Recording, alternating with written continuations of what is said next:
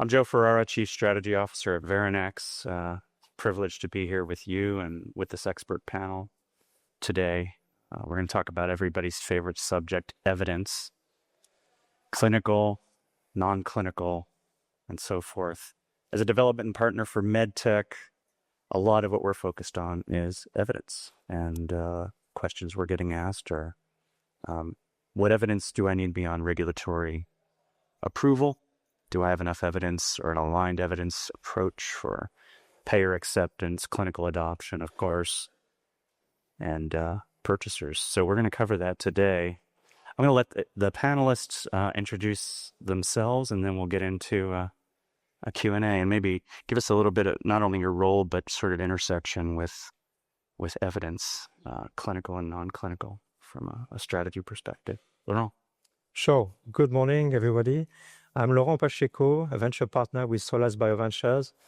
We are a US-based, life sciences only VC, around 200 million invested, and MedTech is around 2/3 of our portfolio. I trained a medic and health economist, and my link to this discussion is before investment, I was managing director in market access at Syneos Health, a large CRO for international markets, which is very much Europe and the rest from an American perspective. Looking forward to extending. Bill? Hi, good morning. I'm Bill Niland. I'm the CEO of ReGelTec. ReGelTec right now is an injectable polymer into a lumbar disc for patients with degenerative disc disease. Prior to that, I ran Harpoon Medical, which is a mitral valve repair, minimally invasive, and then invented a product called Vapotherm. Erin? Hi, good morning. My name is Erin McEachren. I'm the VP General Manager of Enabling Technologies for CST at Medtronic. Pam? Good afternoon, Pablo Morales. I am a trained vascular surgeon who spent the last 16 years with the Food and Drug Administration, first as a medical officer in the Office of Cardiovascular Devices, then a chief medical officer in the Office of Clinical Evidence and Analysis, and I believe that's what I'm here, and the last 4 as a senior advisor to the former FDA commissioner. And I want to thank Veranex for giving me the opportunity to be here. Thanks. I'm Shai. I work for Mayo Clinic Ventures, which is both the tech transfer office and the investment arm of Mayo Clinic. I lead the cardiovascular portfolio. Well, you're getting the perspectives of regulator, investor, strategic, and I think innovator, which is a critical question. And I think the title of the panel, obviously, Integrated Evidence Planning. I think let's spend a little time on what is it. I talked about thinking broadly about stakeholder evidence needs. Maybe I'll start with you, Erin, just to introduce the concept from your perspective. Yeah. So for us at Medtronic, our evidence-based planning is really about creating a forward-looking roadmap.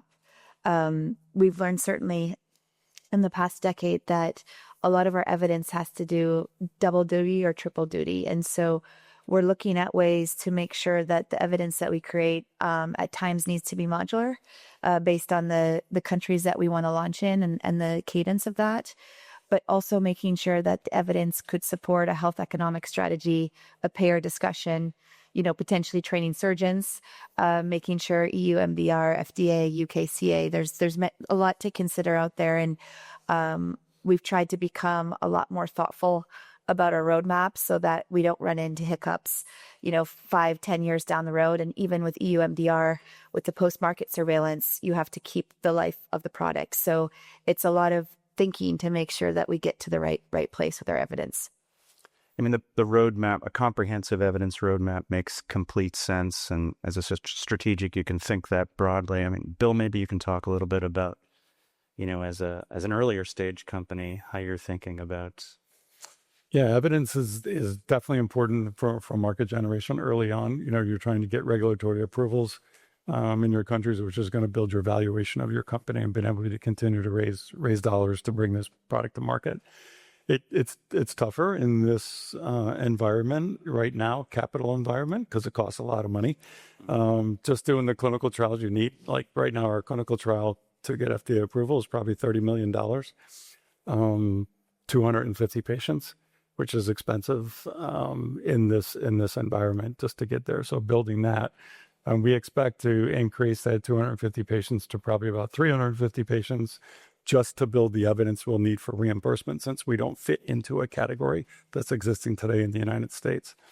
We did recently get MDR, CE MDR, so we're looking country to country in Europe and start to build out there and looking at the registry we have to have with our notified body and the registry we expect to build with the notified body at the same time. But the dollars to collect that is the larger companies that eventually, hopefully, you acquire expect that, but the dollars to do it is getting more difficult. So you got to do your best to try and make sure you budget for that too. And did you go, as Erin was describing, did you go and build that roadmap to really, from the beginning, or how did you think about it? It was more of an iterative process. Was it a formalized planning process, I guess? Yeah, I don't think we're a small team, so I don't think it's formalized, but everybody knows where we need to go and what we need to collect. We have a good clinical research team, and right now we know the data that we need and how we're going to collect that data going forward. I think we have a good plan. Pablo, maybe. Yeah, I would like to jump in because I think that the perspective from Medtronic is very good because you are at the forefront as a large company, but a lot of people in the audience in here are a small venture and small startups. And I don't think they can, when you're thinking of evidence in the early product development, I think it's a different ball game. You also need to have a roadmap, but the way that we call it will be like a landscape assessment, because you have a great idea that is intended to help patients or clinicians do something better. In your mind as an engineer, that's great, but make sure that you get a clinical opinion in the end user, because I have seen a lot of ideas that were great from the engineer perspective that didn't have any clinical utility. So when you're doing that landscape assessment, you need to invest a little bit up front, like when you're developing the technology, to get a clinical opinion to tell you, yes, this can help people, we can use it. Then you need a regulatory consultant that is going to help you. What type of evidence you need? Clinical evidence is at the very end of the evidence generation, but depending on where your device falls, 510K, PMA, or XM, you have different requirements in different regulatory agencies, and a lot of 510K devices come to the United States without clinical data. Only about 10 to 15% require clinical data. So you are relying on benchtop. And before you go and do an animal study, make sure that you talk to the FDA if you are an American company, so that you don't end up sacrificing pigs unnecessarily because you asked the wrong question, because you partner with an academic that told you this is what we need to look for, but guess what? That's not what the FDA needs to assess biocompatibility or something like that. So take a step back, think about your great idea, do a landscape assessment at the early stage to know how you're going to get from point A to point B, and then invest to try to understand that your roadmap is well established, and then you continue with the clinical study, the payers, and so forth and so on. But I think it's important to understand that this wonderful idea is really doable and in a tangible world. Yeah. So a structured approach to assessing evidence needs by stakeholder.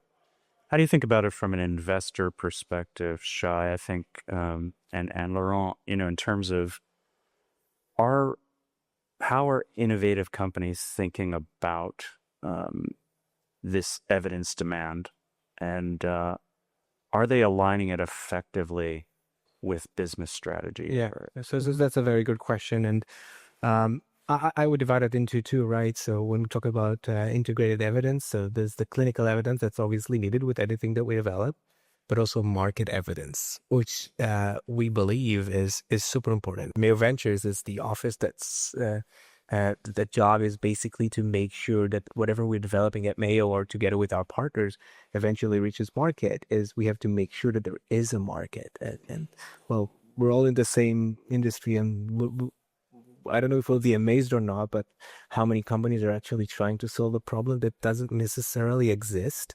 And that's something that we see very often, and a lot of money is being thrown away on those kind of ventures, basically.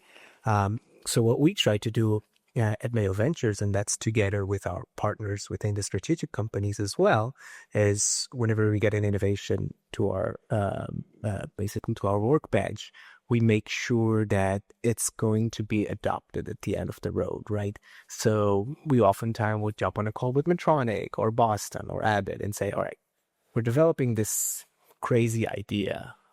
Do you think maybe it can be a companion device to one of your product lines, or is this a standalone? And, with an organization with over 70K employees where everyone can innovate and come to us at Mayo Ventures, we oftentimes see innovation comes from residents or new physicians in our practice. And sometimes a solution that would makes a lot of sense to a resident, if you gain a little experience, it's no longer needed. So while doors open to everyone at Mayo and obviously external partners, at the end of the day, from day one, understanding if obviously we already talked about the clinical evidence, but from day one, understanding that there's going to be a home for that technology down the road with a valuable market is super important. Otherwise, we're just going to waste resources, and it's a never-ending cycle. Everyone can waste money. So. Sure. Laurent, I'd like to hear your perspective, because I think we see a lot of intense focus, of course, on market authorization, but perhaps not thinking longer term from an evidence generation perspective to these issues around adoption and to really building a new standard of care. It's one thing to enter a market. It's another thing to build a new standard of care. Yes, absolutely. We've discussed quite a bit, rightly so, FDA or EMA requirements, right? This regulatory focus that we all have for development.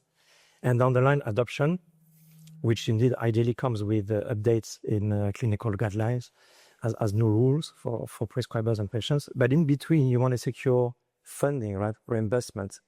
And as we know, Europe or other places in the world are quite a patchwork with regards to reimbursement expectations from decision makers, more so than the regulatory perspective.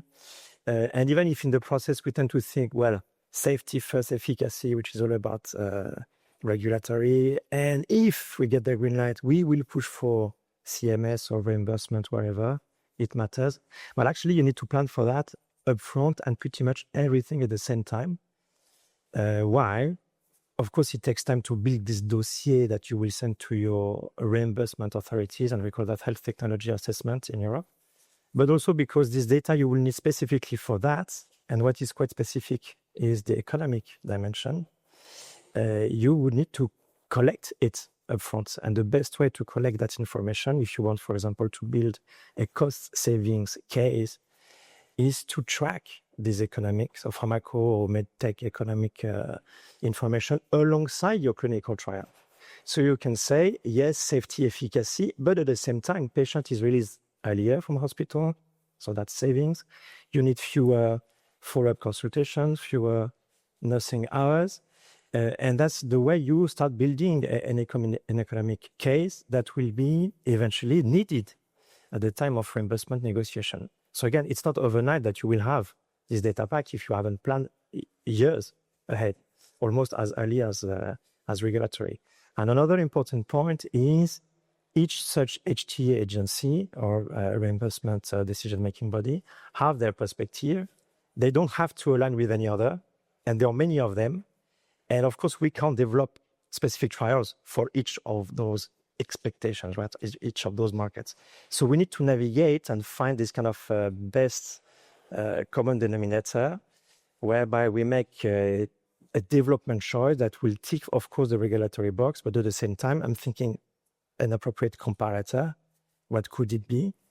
So that it serves as many markets as possible. And one last point is the comparator is also a tricky exercise.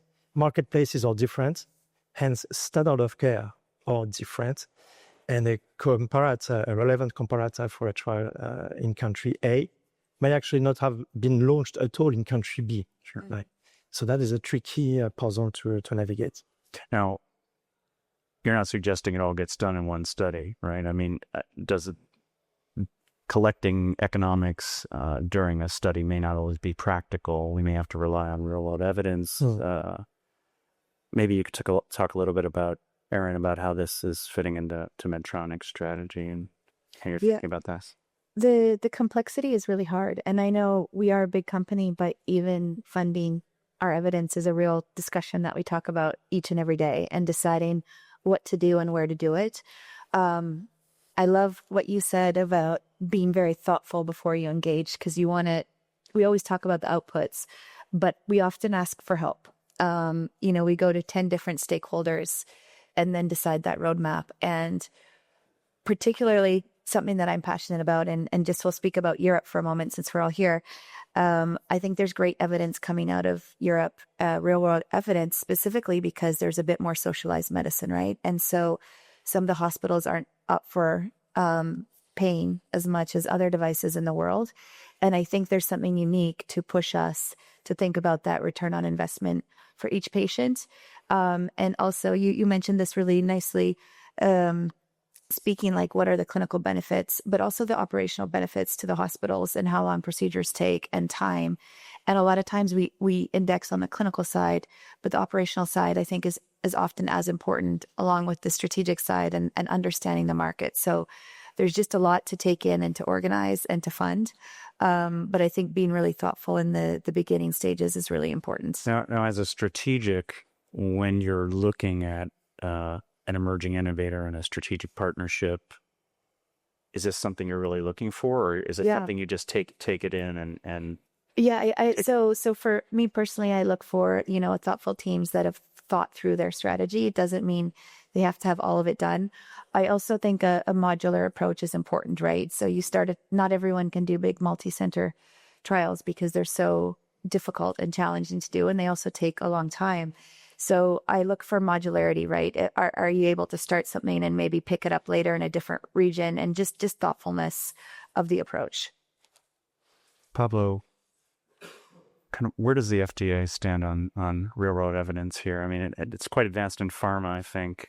I think device, it's really an emerging concept from a... Well, I've been thinking, so when you were all talking, I think I want to take a step back. When we're talking about clinical evidence for multiple purposes, I think Erin is absolutely right.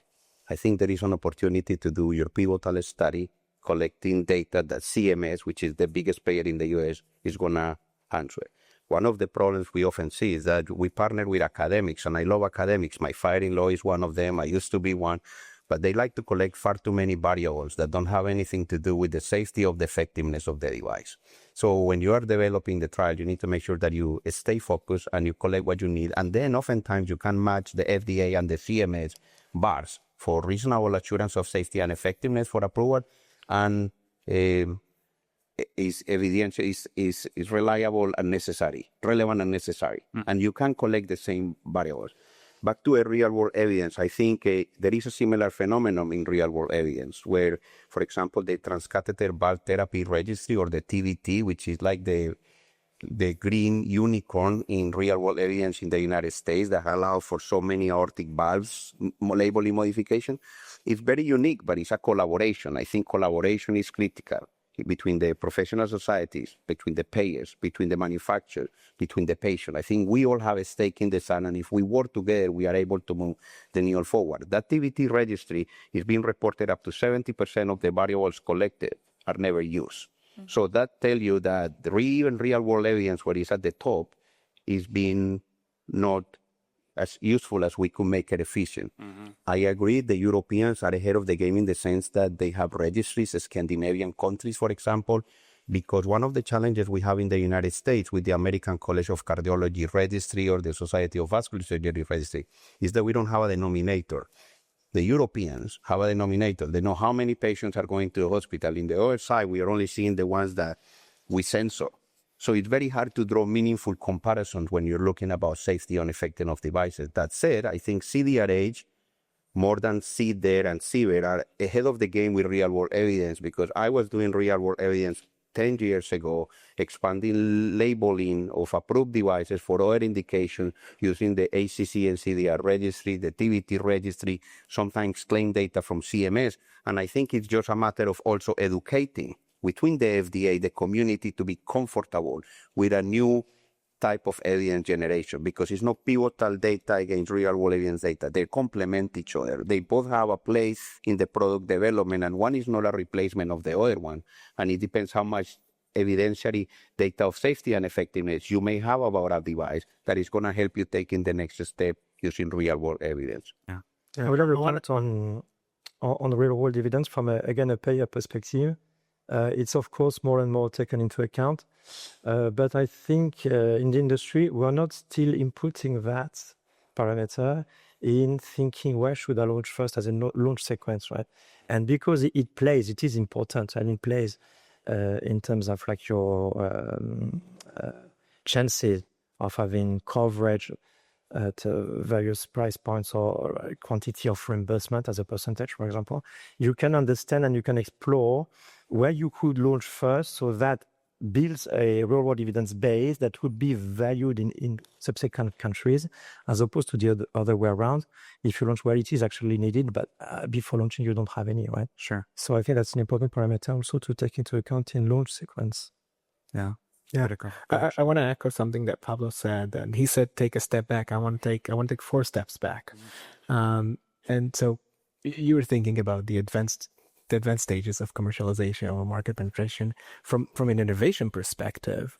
I want to reiterate that only get the data that you actually need for the next step. There's no need to waste time. So, in the startup world, we always say fail fast, kill quickly. So oftentimes you would see clinicians build a roadmap, clinical evidence roadmap for a device that would have a publication inside, or we don't need that in innovation. This is not about research. This is about making sure that the product can reach the next level. Let's think about it later. So let's work lean and mean. So I really want to reiterate what you said. Only collect the data that you need, because sometimes collecting data might hurt you, because you would reach the next stage, and so now you need to reiterate your prototype, right? And if you don't, then you'll collect data that might hurt you down the road. So understand what is the endpoint you want to reach with each and every stage, collect only that data, nothing else, and then move on. Yeah, I mean, this is a theme, the inefficiency of evidence generation. It's definitely something that we see. This is where the planning and the modular approach come in, but really understanding where you need to go. Launch sequence, I think, is a big part of it. Bill, I want to go back to you just because you're kind of on the front lines raising funds, to fund evidence generation. And I guess, what are some of the challenges when you're talking to stakeholders, when you're talking to investors? Is it something that they're demanding? It's something that you're volunteering this information? What's that exchange like? And well, they're usually looking for what's your regulatory path first. What's your regulatory path? And the second is your reimbursement path, which this all kind of goes into, right? Mm-hmm. The evidence for reimbursement, if you don't have an existing code already, do you have both of those? Unfortunately, we're in a situation where we have 2 things. The regulatory path is clear, but you're not there yet. You're working on it. You have a good path. You have a good plan. And then at the other side, where are you on the building the evidence at the same time during that path? But I think you can get both in the same path. It's just the dollars right now to do it at that level are expensive to do. Sure. So you figure out, what do we have to do? What does the investor want? The commercial investor, if you can get through your regulatory effort, then you got investors who are more like to build your commercial. What are they looking for? What's the next step with them? And get ahead of that, so before you get to that point what they're looking for. And from a strategic alignment perspective, are you thinking early on about global approach or U.S. focused? How do you think about that? No, obviously, I just believe everything, the valuation of the company is all usually going to be based on FDA, more than you get a valuation based on CE/MDR, right? CE/MDR is going to give you a little bit, but everybody's looking for FDA approach at the same time. But CE used to be much, much easier. Now it's a little bit harder to get CE. It's definitely the first step. But I believe you have to, if you have commercialization and approval, you have to go start a commercialization process at some point, and then start to build that. And country by country in Europe, obviously, is a little bit, you have to pick the right country to go in at the right place. I mean, I'd love to hear from the other panelists on this U.S. versus EU and the regulatory dynamics there? Because I think it has flipped a while ago now, and we also hear about it possibly coming back and maybe some lower barriers in Europe. I will comment on the integrated word we have in our panel today, which I think is very important. Of course, it's difficult to work on 360 degrees of everything can be done from day one, expand on the commercial strategy even before we know about regulatory, for sure. But at the same time, picking one by one need to be explored eventually costs a lot. And typically, companies would work with service providers. And if you were to have this need because you will launch there to start exploring, your partners, consultants, they will kind of start from scratch everywhere from your evidence and explore the market and build a strategy. As I said before, maybe it can come a bit too late, but beyond that, eventually all together will come quite costly. Now, what is the balance and where is the inflection point? Well, can't tell like that. Again, it can't be everything from scratch day one, but then it surely shouldn't be one by one, right? Mm-hmm. And back to US, Europe, indeed, we may launch first in the US because of the market, because it's more homogeneous, etc. But then when it comes to Europe, yes, it's chapter B, but then maybe not country by country, one by one, right? Mm-hmm. There is a type of balance to be had. But you need to understand enough about these markets to prioritize. Exactly, yeah. And where to go.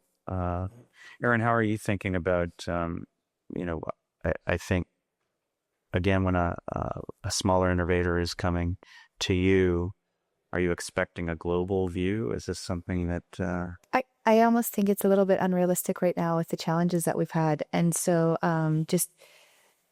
just having a lot of products on the market, we have in my division 60% of all of the SKUs in Medtronic. And so we have multi-generation products out there, and it's been really overwhelming to understand, like in EU MDR, that if you have 3 generations of product, which one do you leave, which one do you take, because different countries like different things. And so even certainly we face those complexities, but when we're thinking of from a founder standpoint, for me it's about intentionality and knowing that the company has been thinking through and asking the right people for the right help so that they're set up for success. And I do hope that, I think the intent of EU MDR was a good one for patients. I think that industry, small companies and the regulators really need to partner together because there has been such a big lodge jam. It was hard to even hire someone in a regulatory function in Europe 3 years ago. Like you couldn't find the people. There wasn't enough bodies to do the body of work that was needed. And so I hope we need to not get ourselves in that position again and work together to make sure that we're doing right by our patients, but that we're also able to move, because I think innovation in Europe is really important. Mm. How about process? So you talked about this portfolio view and putting an evidence lens on process. We talk a lot about evidence ROI and, back to the reimbursability and what we can achieve.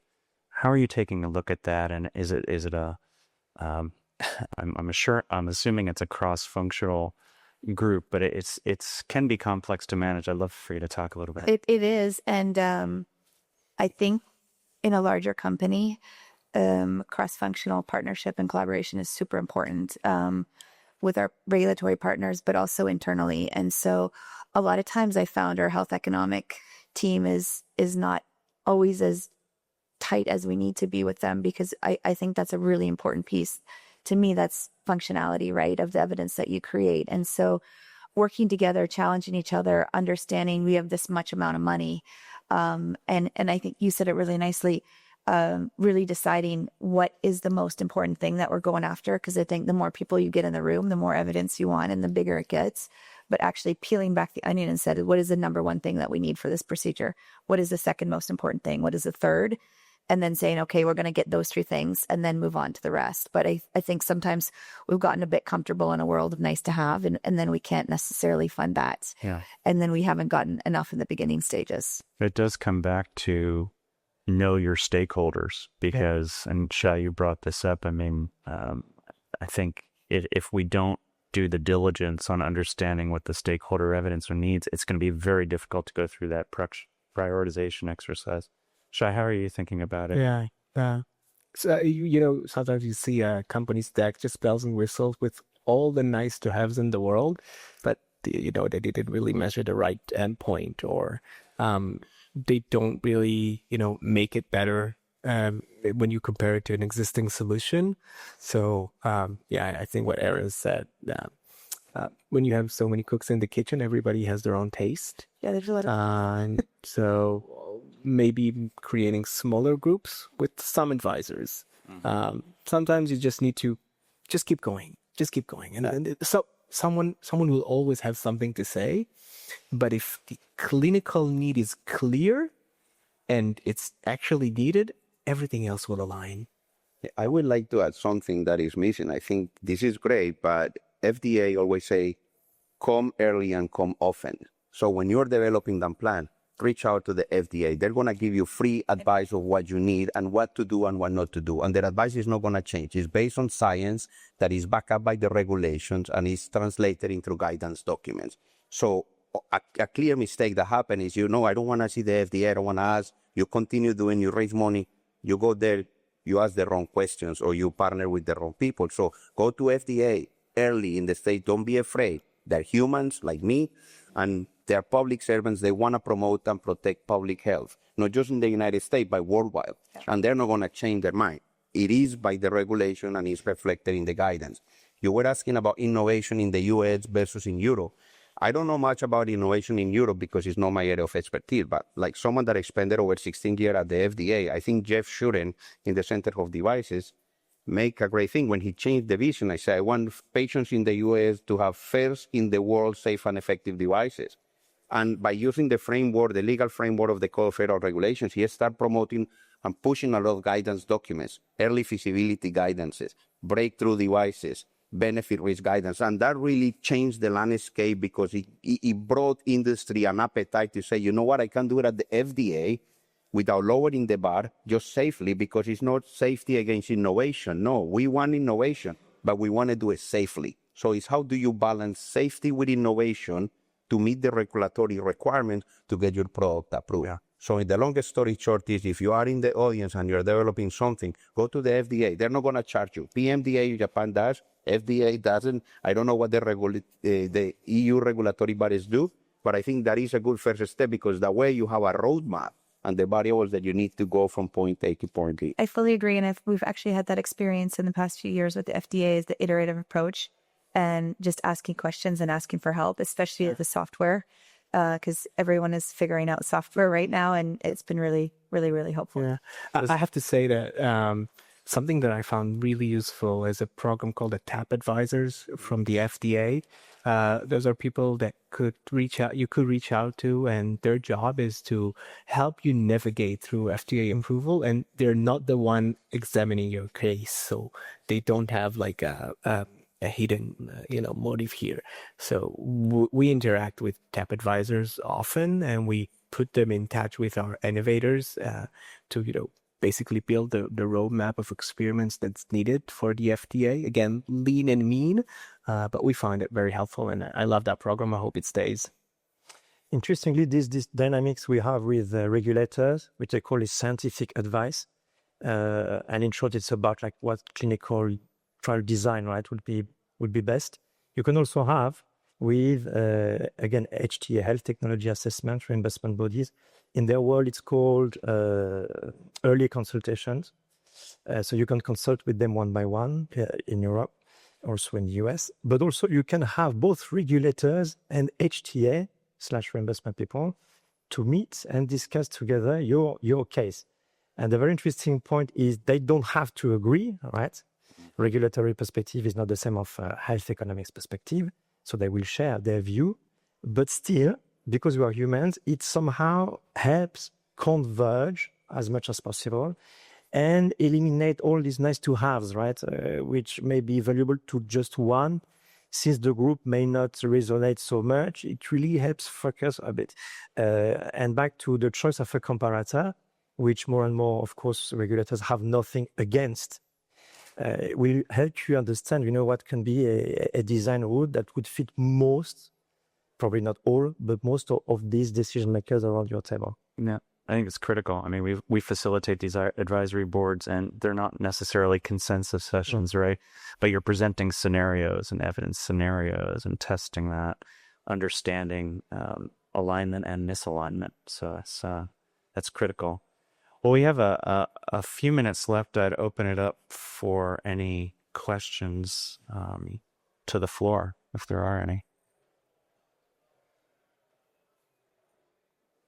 Any questions?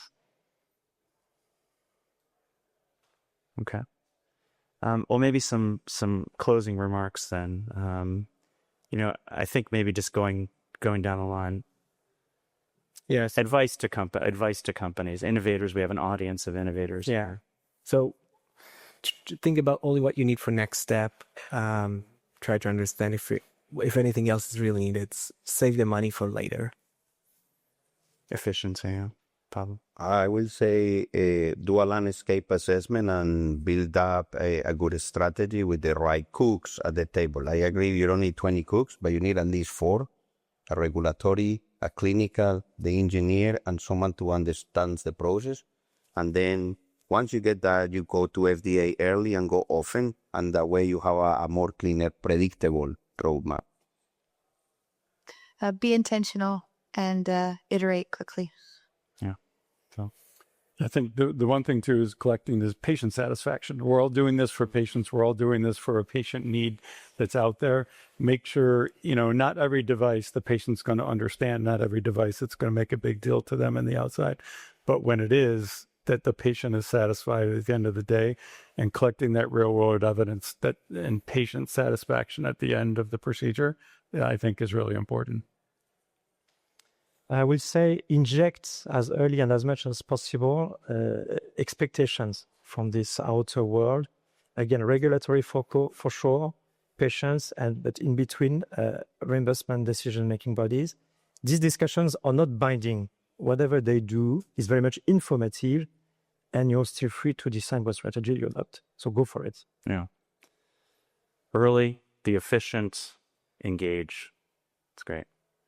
Well, thank you very much. Please join me in thanking the panel. I've been.